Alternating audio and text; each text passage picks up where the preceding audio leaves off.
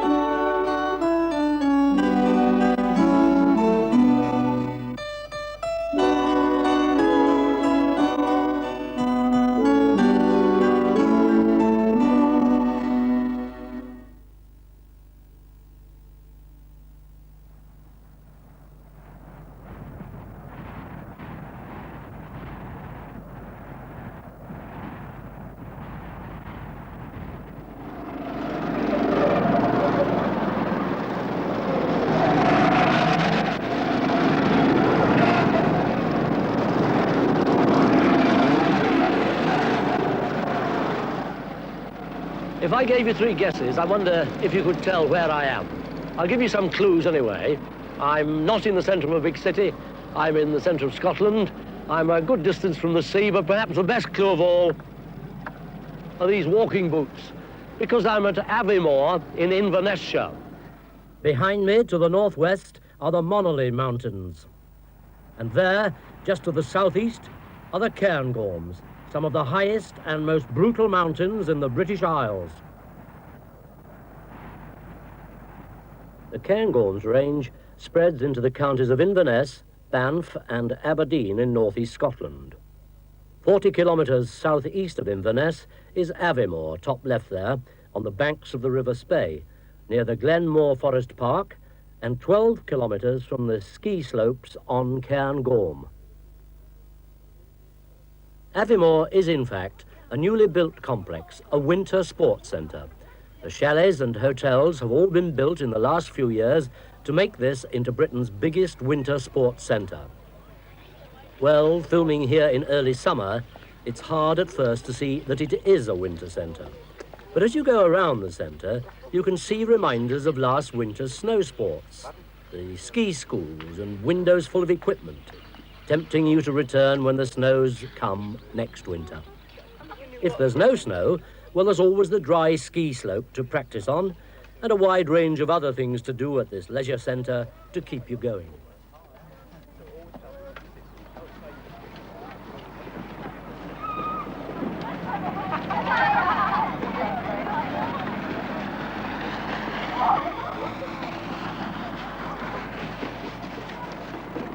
During an Easter weekend alone, it's been estimated that at least 30,000 visitors descend on the Cairngorm area.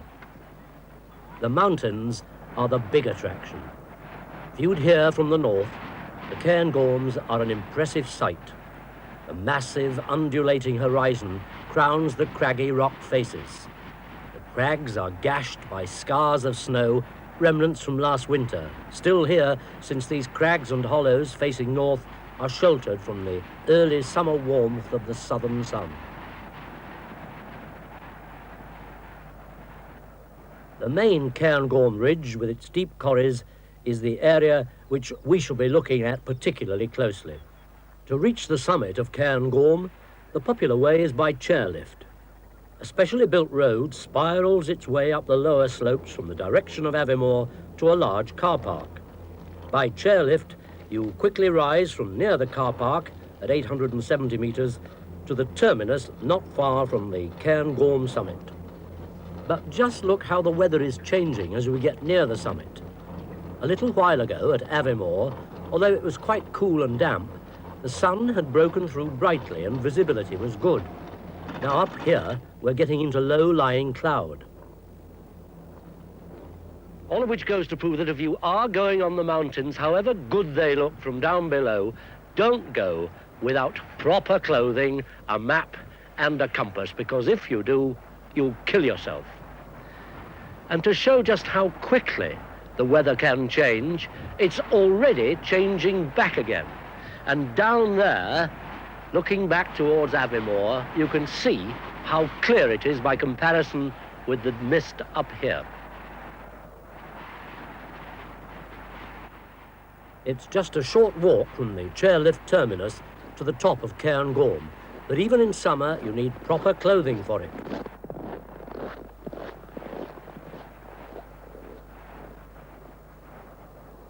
A cairn marks the summit.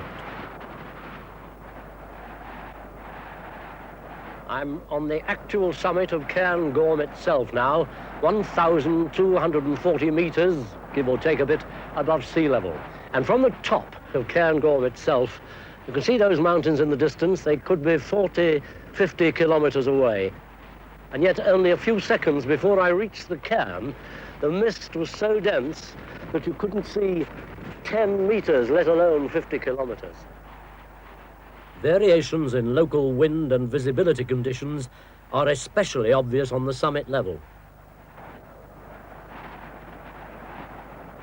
A cairn here, right on the top, indicates just how severe weather conditions can be, because this is a day in the middle of June, and yet look at it, icicles blown by the wind in all directions. Temperature records kept in a corrie beneath the summit show that the month with the highest mean temperature is July, with 9.7 degrees centigrade. For this month, when we're filming, June, the mean temperature is 8 degrees centigrade. By contrast, for December, the mean temperature is minus 0.7 degrees centigrade.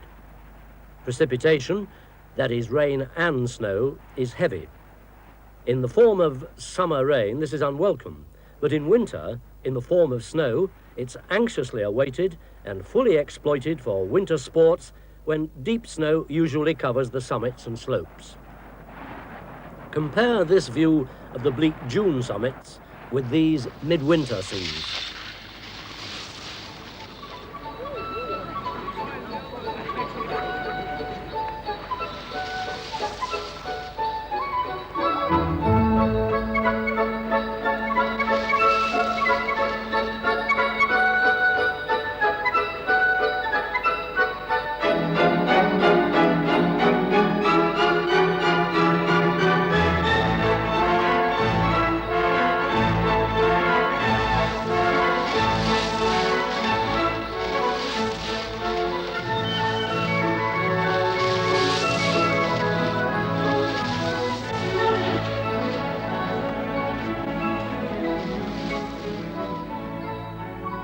Now, in June, the days are at their longest and most of the snow has melted.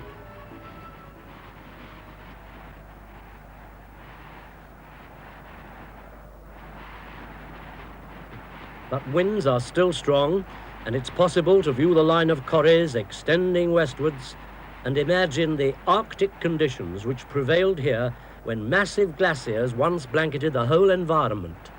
Those glaciers account for the way this area looks now. The rocks of which these mountains are formed are predominantly igneous in origin. Enormous outpourings of molten lava spilled over the hills composed of sandstone, metamorphosed, that is, transformed by heat and pressure, to form a rock called granulite. When the lava cooled and solidified, a coarse-grained granite was produced. In this granite, The quartz, mica and feldspar ingredients disintegrate by weathering to produce coarse sands. The Cairngorm granite has a distinctive pink colour. The rounded summits of the Cairngorm are dissected by corries and trenches. These corries, referred to in Wales as cwms and elsewhere as cirques, are distinguished by high back walls, seen here to be almost vertical, with bare rock exposed as crags, divided by gullies in which the snow remains most of the year. The crags give way to screes of loose sand and rocky fragments, produced partly by freeze-thaw action, which loosens the surface rock on the crags above. The screes produce rounded profiles leading to the floors of the corries. Here there are marshy areas surrounding small lakes or lochans, the remnants of much larger lakes, and the hollows would once have housed the ice accumulations which grew to form small valley glaciers. Today, such hollows are filled with badly drained, loose glacial moraine, and from them small streams often wind their way from the lakes down the hillsides. A quite different type of lake is found behind the Cairngorm Ridge. This is Loch Arn. Small cataracts named Fay Bui and Gav Ushka pour down a steep headwall on the western tip of Loch Arn. Where the streams enter the lake, we can see on the lake edges the build-up of deposits in the form of small deltas and terraces. Notice the deposited material. The streams, especially in the spring after snow has melted, carry eroded granite. Loch Arn is obviously becoming shallower and smaller. A glacier moved along this valley, deepening and widening it. Look how this tributary valley appears to hang. The stream pours over the shoulder to become a waterfall. The crags are the remnants of spurs in the original valley before the glacier moved like a bulldozer down the valley. The cross profile of the valley is seen in this view looking to the eastern end of the lake. It can be described as U-shaped, with vertical upper slopes of bare granite, beneath which are the loose screes, sometimes overlaying moraine terraces, and then there is the lake itself. Let's look at it again. Before the glaciation of these mountains, this would have been a V-shaped valley, with tributary streams entering the river and being divided from each other by spurs. Now it looks like an enormous trench or trough.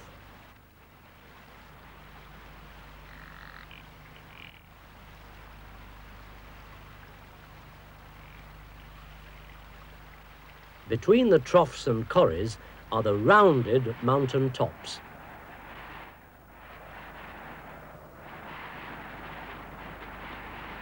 These levels are characterized by boulder-strewn slopes. Not only do these granite boulders make walking difficult, only people with stout footwear can cross these slopes comfortably, they also make route finding a hazardous exercise. The popular footpaths are marked by frequent cairns, though these can be easily missed amidst the chaos of rocks. The addition of snow to the surface only doubles the difficulty. A compass is vital for adventurous walks in this terrain. Whereas in the mountains of the Lake District and Snowdonia, sheep are a feature of the scene, they're absent from the northern part of the Cairngorms.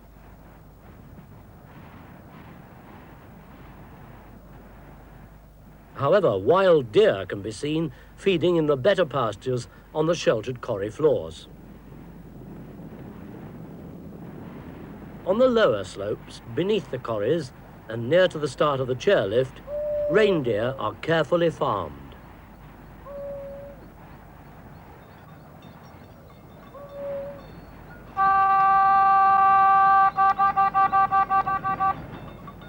Reindeer were introduced to Scotland from Sweden in 1952, and the farm is managed by the Laplander who brought over the first reindeer.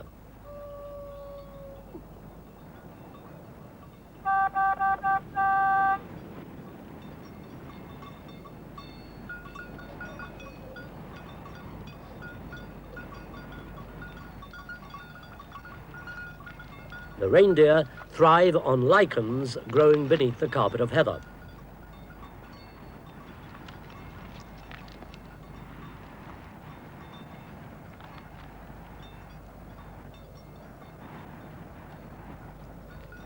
It would be wrong to consider this reindeer farm as nothing more than a holiday attraction.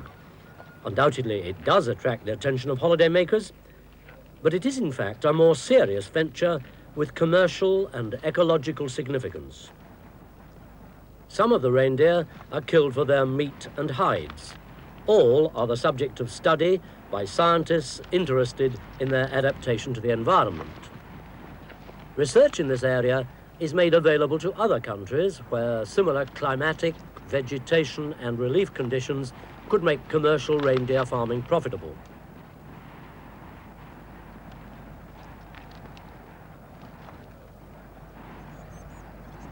On the slopes beneath the reindeer pastures, we come to the Caledonian pinewood forests of Rothiemurchus and Glenmore, which surround Loch Morlich and the Spey Valley. There's Loch Morlich. It's a kettle lake. That is, it was formed when ice remained in a hollow after the retreat of the glaciers. Loch Morlich lies in the heart of the Glenmore Forest Park. Visitors to the park can enjoy a wide range of outdoor recreational activities. In the surrounding forests are laid out forest nature trails.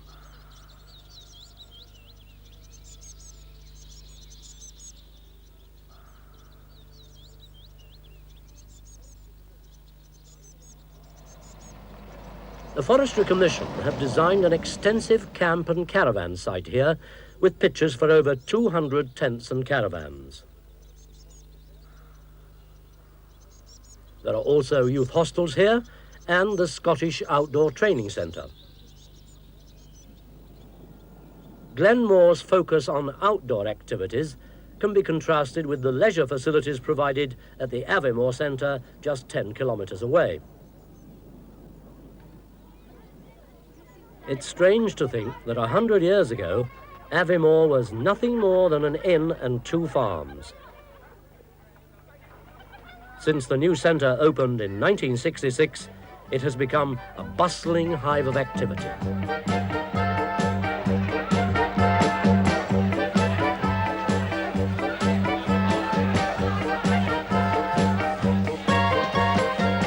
Its great asset for the local economy is that it provides jobs throughout the year.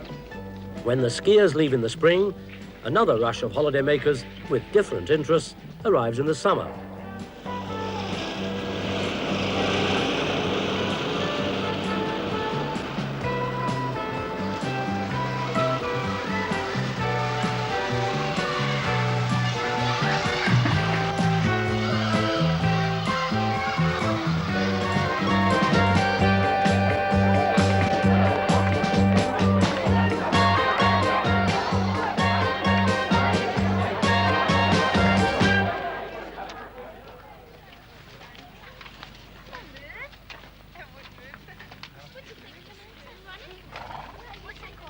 Although it's possible to spend a holiday at Aviemore and never venture outside the holiday complex, it's impossible to escape from the mountains. The Monali Mountains come down to the very edge of the town, but more impressive is the face of the Cairngorms to the south, a reminder of winter splendour and in summer a fitting backcloth to our holiday region rich in natural variety. The very richness, however, contains the seeds of harm. Not only is there danger for unprepared mountain walkers, but the attraction and fame of this part of Scotland brings more and more visitors.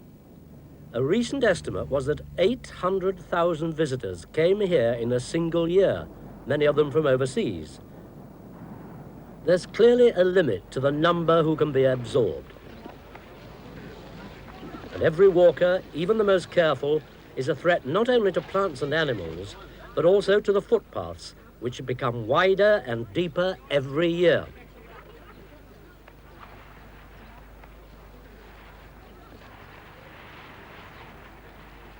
Cairngorms form the most extensive mountainous tract in Britain. Although considerably lower in altitude than the Alps or Pyrenees, weather conditions can make them amongst the most challenging mountains in the world. But even these mountains can be affected through misuse by man.